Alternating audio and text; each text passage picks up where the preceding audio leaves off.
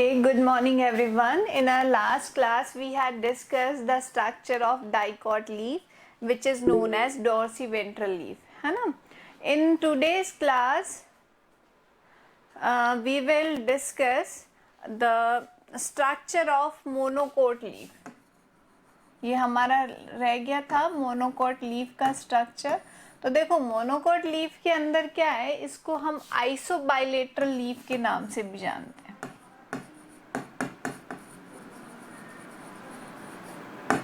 आइसोबाइलेटरल leaf क्यों जानते हैं इसको? क्योंकि इसकी दोनों सरफेस पे स्टोमेटा का इक्वल डिस्ट्रीब्यूशन प्रेजेंट होता है. स्टोमेटा जो होते हैं वो इक्वली आपको अरेंज मिलेंगे इस तरीके से. मैंने यहाँ स्टोमेटा बनाए नहीं ताकि बाद में आपको बना के बता दूँ.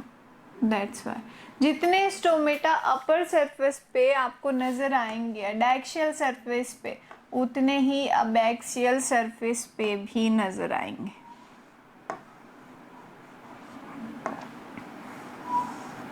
ठीक है, तो इसलिए इसको आइसोबाइलेटरल लीफ के नाम से जाना जाता है. अब देखिए लीफ और स्टेम पे हमेशा क्यूटिकल प्रेजेंट होती है. तो ये अपर सरफेस क्या है? Cuticle. Then this is the epidermis. ये है epidermis.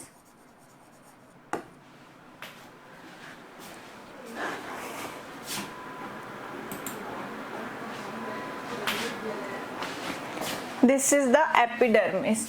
Then this is the hypodermis.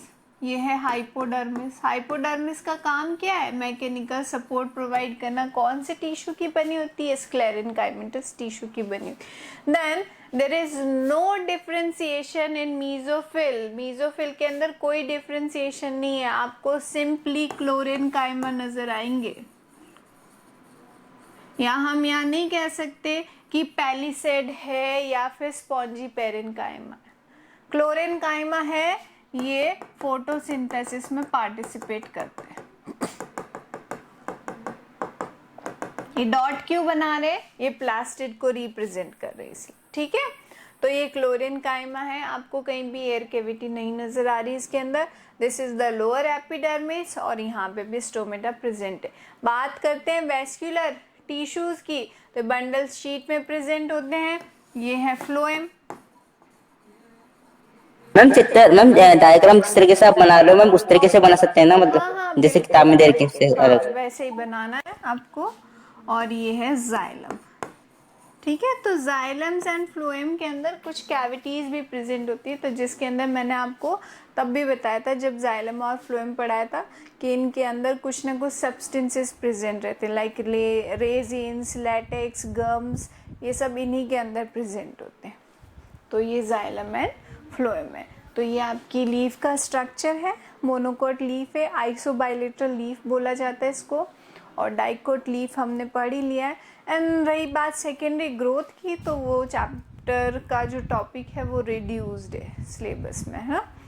तो वो हम नहीं पढ़ेंगे. इसके बाद हम इसके क्वेश्चन आंसर जो है वो डिस्कस कर लेते हैं. उससे पहले मेरे को कोई क्वेश्चन पूछना है. एक मिनट.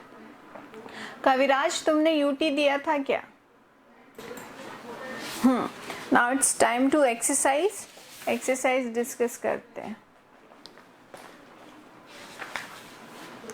फर्स्ट क्वेश्चन आपका कह रहा है state the location and function of different types of meristem.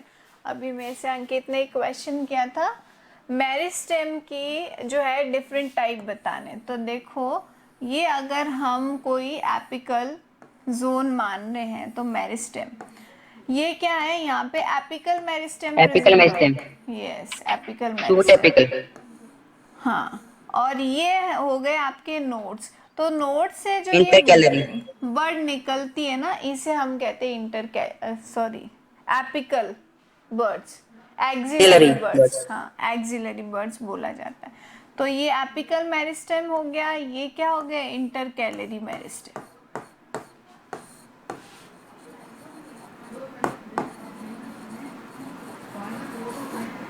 Meristem. और लेटरल साइड में जो मेरिस्टेम प्रेजेंट मिलेंगे वो क्या होता है? Lateral meristem. Yes, lateral meristem. Ma'am intercalary का तो बस रीजनरेशन का काम होता है ना. क्या?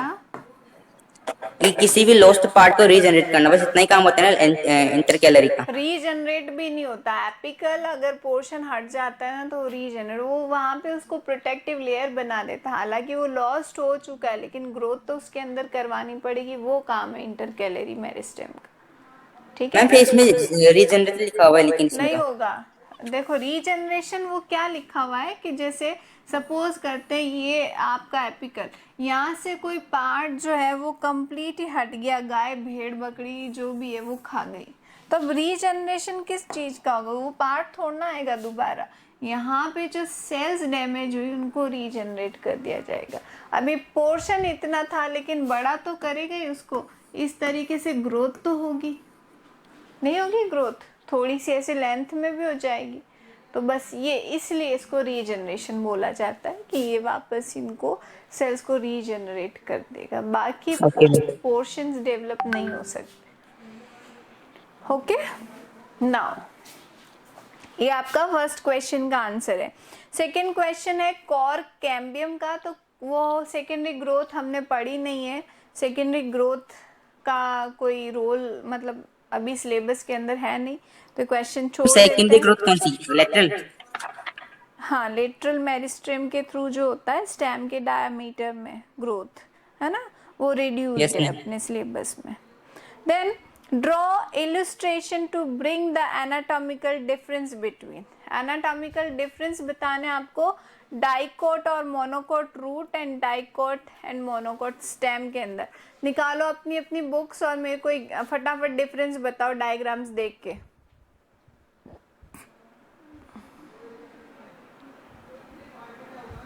किसके निकालने?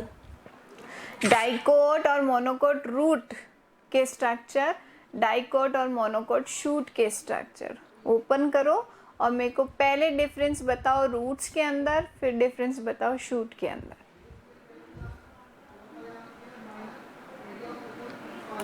डाइकोट मोनोकोट रूट के अंदर क्या डिफरेंस है? सबसे पहला डिफरेंस तो मुझे ये बताओ, लेटरल रूट्स किसके अंदर बनती है, डाइकोट में या मोनोकोट में?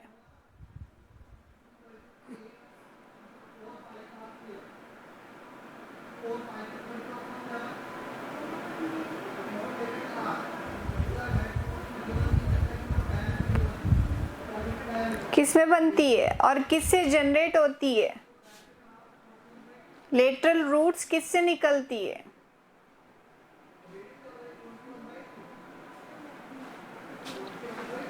Ma'am monocot. अंकित, मोनोकोट में फाइब्रस रूट सिस्टम प्रेजेंट होता है, लेटरल रूट कैसे निकलेगी? किससे निकलती है? पेरीसाइकिल से निकलती है, डाइकोट में निकलती है। पहला डिफरेंस तो यही हो गया। दूसरा डिफरेंस आप स्ट्रक्चर में देखना, एंडोडर्मिस जो है कितनी लेयर्स में प्रेजेंट है? डाइकोट में एक ही लेयर है, मोनोकोट के अंदर 2 लेयर प्रेजेंट है एंडोडर्मिस की। तीसरा डिफरेंस आप उनके वेस्कुलर बंडल्स देखो, डाइकोट में 4 नजर आ रहे हैं आपको, मोनोकोट में पॉलीआर्क कंडीशन है ना? Yes ma'am. अब आ जाओ स्टेम के ऊपर। स्टेम के अंदर क्लियर डिफरेंशिएशन ये होता है कि सेंटर पिथ खाली होता है, वेस्कुलर बंडल्स जो पेरिफेरी की तरफ ज्यादा एक रिंग के अंदर प्रेजेंट होते हैं, है ना? मैम इसमें एपिडर्मल हेयर प्रेजेंट होते हैं। हाँ, वो एपिडर्मल हेयर प्रेजेंट होते हैं, गुड। और मेडुलरी रेस प्रेजेंट है, लेकिन मोनोकोट्स के अंदर आप देखोगे स्कैटर्ड फॉर्म में नजर आएंगे, रिंग्स के फॉर्म में नहीं। वेस्कुलर बंडल सेंटर के अंदर बड़े हैं और पेरिफेरी जोन की तरफ क्या है, छोटे।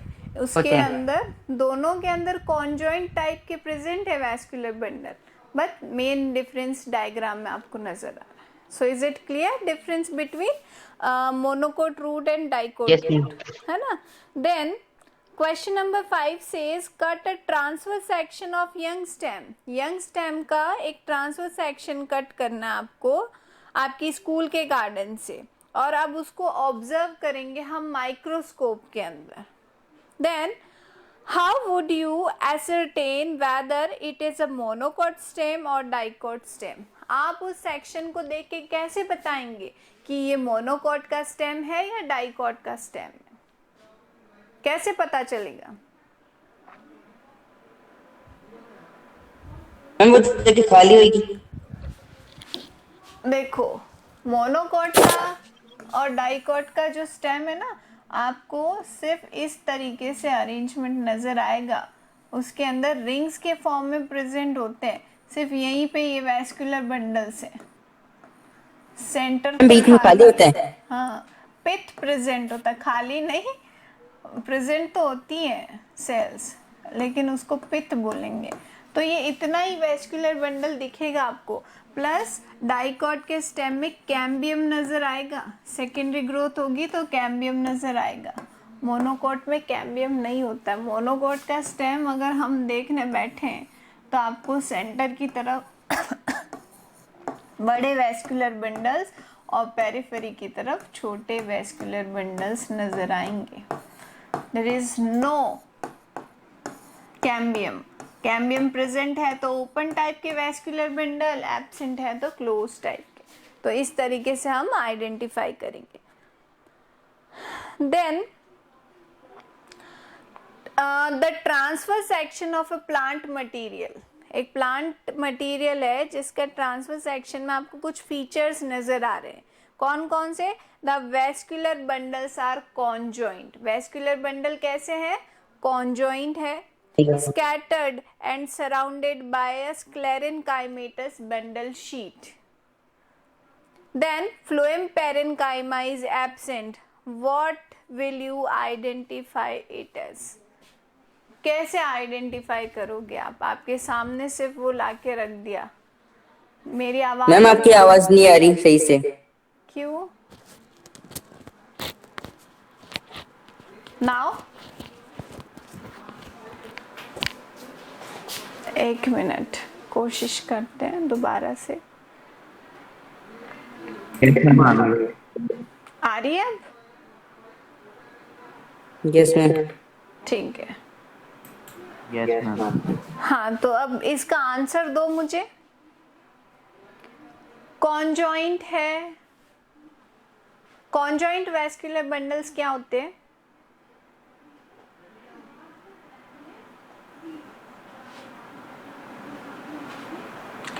बच्चों पढ़ा करो। आपको रेडियल वैस्कुलर बंडल पता है ना, या वो भी नहीं पता है?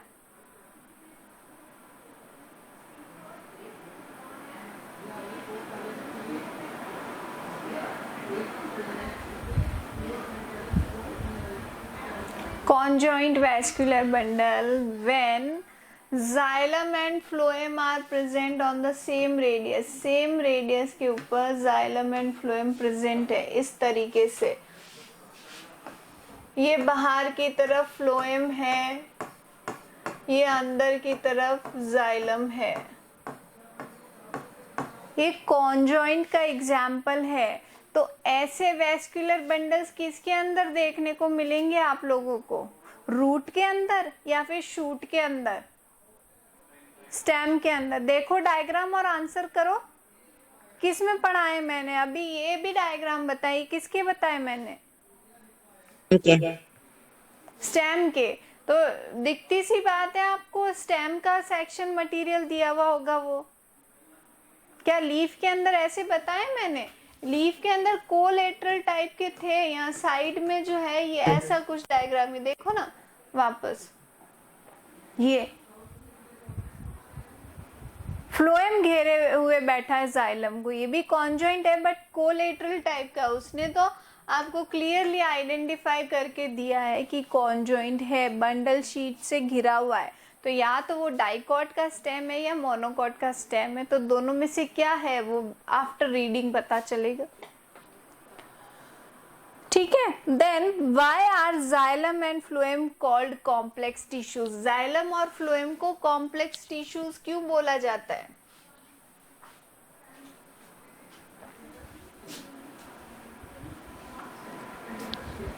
क्यों कहते हैं हम जाइलम और फ्लोएम को complex tissue? Because they both have four type of elements, एक से ही नहीं बने, 4 एलिमेंट से मिलके बने हैं और चारों साथ मिलके एक वर्क कर रहे हैं, तो कॉम्प्लेक्स टिश्यू नहीं हो जाएंगे वो। जाइलम के एलिमेंट्स कौन कौन से हैं? ट्रैकिड्स, वेसल्स, जाइलम पेरेन्काइमा और जाइलम फाइबर। फ्लोएम के एलिमेंट्स कौन कौन से हैं?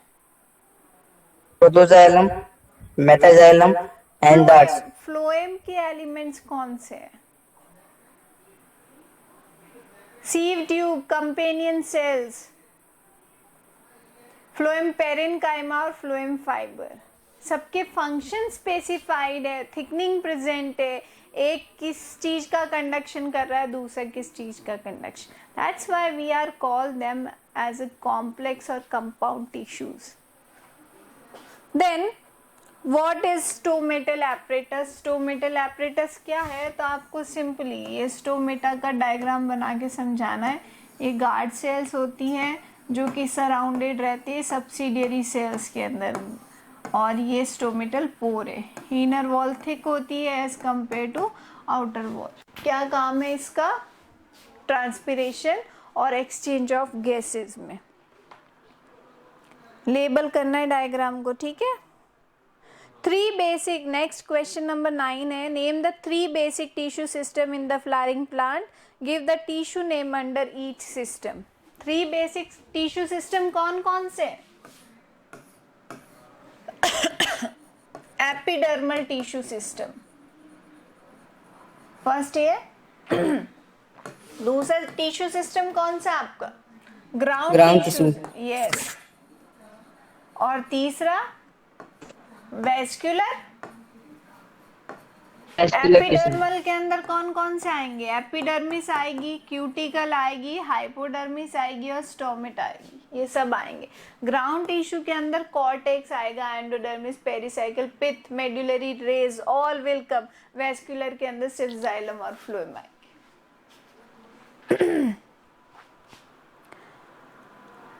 Then question number 10 says, how is the study of plant anatomy useful to us? Plant anatomy की स्टडी हमारे लिए क्यों इम्पोर्टेंट है? क्या सीखा है हमने?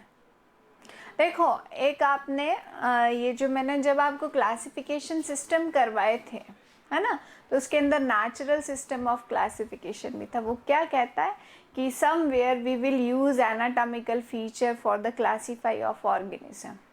तो इनके एनाटॉमिकल स्टडी करके ही हमने इनको डाइकोट और मोनोकोट बनाया है और क्लासीफाई किया। That's why they are very important. ये हमारा यूज है क्लासिफिकेशन के अंदर। देन पेरिडर्म हमें पढ़ना नहीं है। और लास्ट क्वेश्चन कहता है कि इंटरनल स्ट्रक्चर देखना है डॉर्सीवेंट्रल लीफ का और आइसोबाइलेटरल लीफ का। तो अभी मैंने लीफ का स्ट्रक्चर तो बता ही दिया आपको, ये रहा। डॉर्सीवेंट्रल कल बताया था आपको। लीफ की सरफेस के नेम प्लीज आप ध्यान रखना। ये अपर सरफेस है एडैक्सियल एंड लोअर वाली जो सरफेस है abaxial. So is it clear this chapter? And do study, continue study करो तो मुझे भी समझ में आएगा कि और कितनी मेहनत डालनी है, क्या है। हाँ मैम, आप ट्यूसडे को इसका ओटी ले लेना। किस ट्यूसडे को? Yes ma'am. ठीक है, मैं आपको जब भी टेस्ट रहेगा मैं आपको बोल दूंगी। पहले तो मैं आपको ओरल टेस्ट लूंगी। सो यस मैम, ओटी ले लेना इसका ट्यूसडे को। You have to participate it. Akshar ठीक है ना? Yes ma'am. हाँ, नहीं लिया पार्टिसिपेशन तो फिर देख लेना। कुणाल, सुलोचना, एंड आपने बेटा नाम नहीं बताया या मैसेज किया क्या? मैंने आपको कहा था मैसेज कर देना। मैसेज करो बेटा, आपका नेम क्या है? न्यू एडमिशन जो है ना।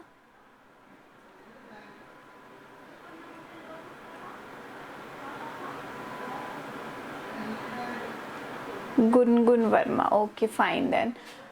तो मैंने आपको नोट्स भी सेंड कर दिए इसके चैप्टर 6 के, ठीक है ना? Yes ma'am.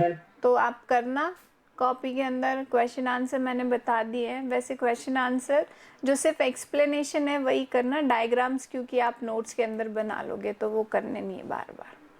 मैम ओटी की टाइमिंग क्या है?